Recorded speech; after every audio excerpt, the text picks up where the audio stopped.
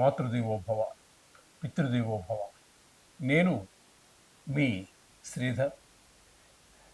ఇప్పుడు మనము 16వ తారీఖు జూలై నెల 2025 నుండి 31వ తారీఖు జూలై నెల 2025 వరకు గోచార ఫలితాలు ఏ విధంగా ఉన్నాయి అనేటటువంటి విషయాన్ని మనం సశాస్త్రీయమైన పద్ధతిలో తీసుకునే ప్రయత్నం చేద్దాము. ఇందులో నా కవిత్వం కానీ నా పైత్యం కానీ ఏమీ చేర్చబడదండి.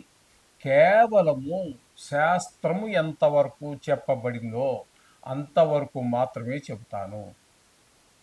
మీరు ఇది గమనించగలరు. ఓకే. ఇప్పుడు 16వ తారీఖు నుంచి 7వ తారీఖు వరకు 2025 నుండి అని అనుకున్నాం కదా.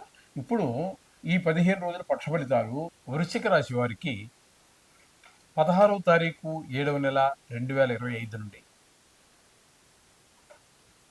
31వ తారీఖు 7వ నెల 2025 వరకు గోచార ఫలితాలు ఏ విధంగా ఉన్నాయనేది తెలుసుకునే ప్రయత్నం చేద్దాము.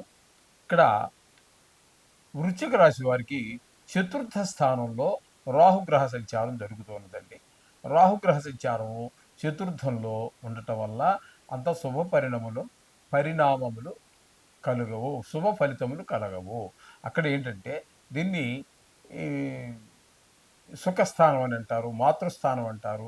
తల్లిగారి విషయంలోను, విద్య విషయంలోను, భూమి విషయంలోను, గృహ విషయంలోను, వాహనాల విషయంలోను, మన స్వభావం విషయంలోను ఈ విషయాలన్నింటిలో కూడా రాహుగ్రహ సంచారం వల్ల కొంచెం భిన్నమైనటువంటి ఫలితాలన్నీ దెబ్బతింటాయి. అర్థమైందండి. ఈ విధంగా ఉంటుంది.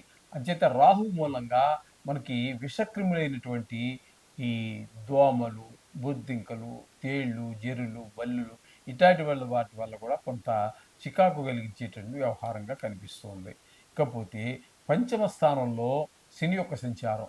పంచమ స్థానంలో శని యొక్క సంచారము అంత శుభప్రదమైన ఫలితం ఇవ్వజాలదు. ముఖ్యంగా సంతానం మీద ఎక్కువగా దుష్ప్రభావం చూపిస్తుందండి.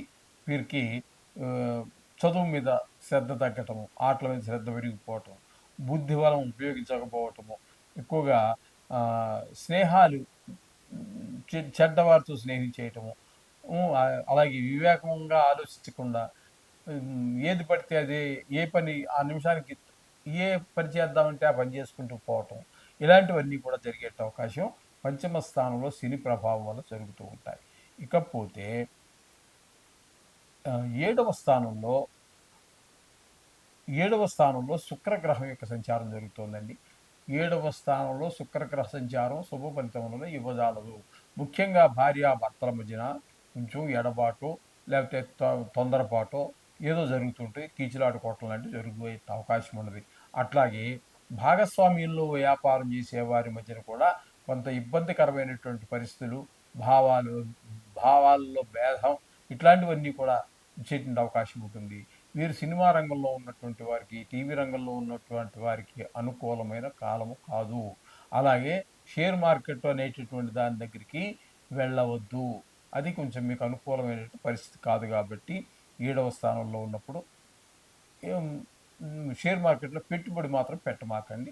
నష్టాలు వచ్చేటట్టు అవకాశం ఉంటుంది. ఇకపోతే అష్టమ స్థానంలో గురువు యొక్క సంచారం జరుగుతోందండి. అష్టమ స్థానంలో గురువు యొక్క సంచారం శుభప్రదమైనటువంటి ఫలితాలు అయితే ఇవ్వదు. అది కొంతమందికి చెప్పాం కదండి, చాలామందికి కొన్ని కోట్ల మందికి సంబంధించింది. అందులో దుర్మార్గులు ఉండొచ్చు, మంచివారు ఉండొచ్చు.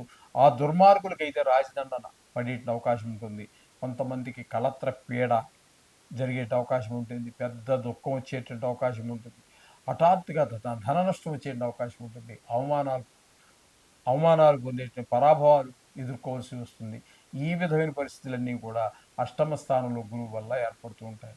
ఇకపోతే భాగ్యస్థానంలో రవి, బుధ 2 గ్రహాల యొక్క సంచారం జరుగుతోందండి. ఈ 2 గ్రహాల యొక్క సంచారం కూడా ఇద్దరు నువ్వా నేనా అన్నట్టుగానే చెడు ప్రభావాన్ని చూపిస్తూ ఉన్నారు. రవి వలన అనారోగ్య సమస్యలు వస్తుంటే, అలాగే తండ్రి గారి యొక్క ఆరోగ్య విషయంలో కొంచెం ఇబ్బందికరమైన పరిస్థితులు ఏర్పడుతూ ఉంటాయి. అలాగే వాహనాల విషయంలోనూ, ఈ దైవభక్తి విషయంలోనూ, ఉపాసనల విషయంలోనూ ఇట్లాంటి విషయాల్లో కూడా చాలా ఇబ్బంది కలుగజేస్తూ ఉంటారు. రవి, బుధ ఇద్దరూ కూడా ఈ విధమైన పరిస్థితులన్నీ ఏర్పడుతూ ఉన్నాయి. ఇకపోతే వీరికి దశమ స్థానంలో, ఏకాదశ స్థానంలో 2 స్థానాల్లో కుజుని యొక్క సంచారం జరుగుతోందండి. దశమ స్థానంలో కుజుని యొక్క సంచారం అంత ఫలితాలు ఇవ్వదు. వృత్తిపరమైన, ఉద్యోగపరమైన చికాకులు కలిగిస్తూ ఉంటాయి. ఇకపోతే ఏకాదశ స్థానంలో ఒక్క 5 రోజులు మాత్రమే అనుకూలమైనటువంటి కాలంగా కనిపిస్తూ ఉన్నది. ఆ 5 రోజులు మాత్రం మీకు ఏకాదశ స్థానం కాబట్టి కొంచెం లాభాలు మీరు ఆశించిన లాభాలు పొందగలగటం ఉంటుంది. దా వ్యవహారంలో నైపుణ్యం ఒక్క 5 రోజులు మాత్రమే ఉంటుంది. అలాగే మీకు దశమ స్థానంలో కుజునితో పాటుగా కేతు యొక్క సంచారం కూడా జరుగుతోందండి.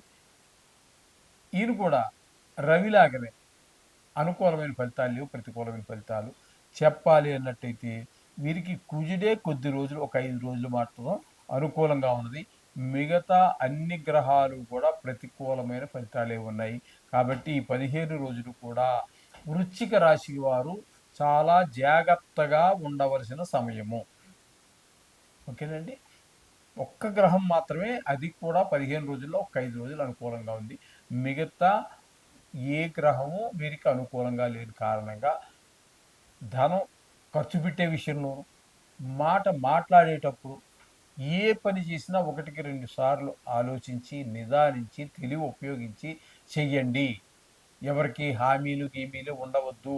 ఆయన సొంత తమ్ముడు గావచ్చు, సొంత అన్న గావచ్చు. ఏ విధమైన హామీలు ఇవ్వవద్దు. ఇచ్చారో మీరు మునిగిపోతారు. ఎందుకంటే ఒక్క గ్రహం ఒక 5 రోజులు మాత్రమే అనుకూలంగా ఉన్నది. కాబట్టి ఎట్టి పరిస్థితిలో కూడా మీరు ధనాన్ని, మాటని చాలా పొదుపుగా వాడుకుంటే మీరు బయటపడతారు. అలాగే నిత్యం చేసే పూజలో కూడా కొంచెం జాగ్రత్తగా భక్తి ఎక్కువ శ్రద్ధ పెట్టి పూజించడం అనేది చాలా అవసరం. శుభం.